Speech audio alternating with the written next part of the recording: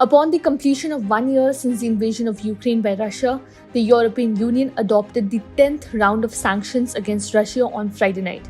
The bloc's Swedish presidency announced that the package contains targeted, restricted measures against individuals and entities supporting the war, spreading propaganda, or delivering drones used by Russia in the war. This comes as the European Commission President Ursula von der Leyen had promised Ukrainian President Volodymyr Zelensky during a visit to Kyiv early this month that the EU would aim to have the 10th package of sanctions in place by the 1 year mark of Russia's invasion. The Swedish presidency announced the same on Twitter. The tweet read, "Together, the EU member states have imposed the most forceful and far-reaching sanctions, even to help the Ukraine win the war. The EU stands united with Ukraine and the Ukrainian people. We will keep supporting Ukraine for as long as it takes," it further added. A dozen financial institutions, including Russia's largest non-state public bank, importers of microelectronics and producers of carbon fiber, a key component in defense systems, were all hit with sanctions.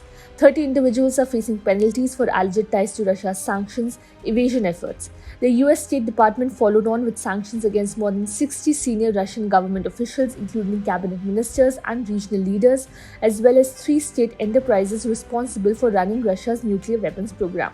Visa restrictions were also imposed on more than 1,200 members of the Russian military. The EU's measures echoed sanctions announced earlier Friday by the United States and by Britain and came in the wake of a G7 statement that warned of penalties for any country abetting Russia in its war.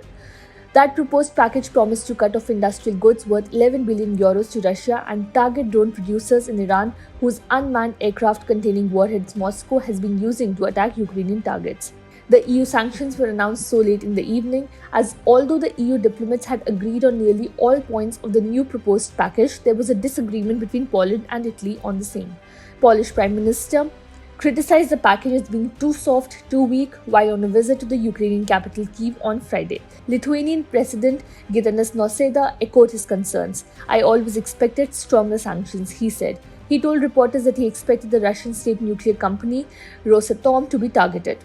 Poland was seeking a ban on the importation of the synthetic rubber that is used to make tires from Russia, while Italy was keen on a lengthy transition period to give its manufacturers more time to find new suppliers. The resulting disagreement delayed the deal. Apart from the EU, the US Department of Commerce and the Office of the US Trade Representatives are also expected to turn up the pressure on Russia on Friday to mark the anniversary of the full-scale invasion of Ukraine. The Paris-based Financial Action Task Force, FATF, also suspended Russia's membership on Friday. Subscribe to One India channel and never miss an update.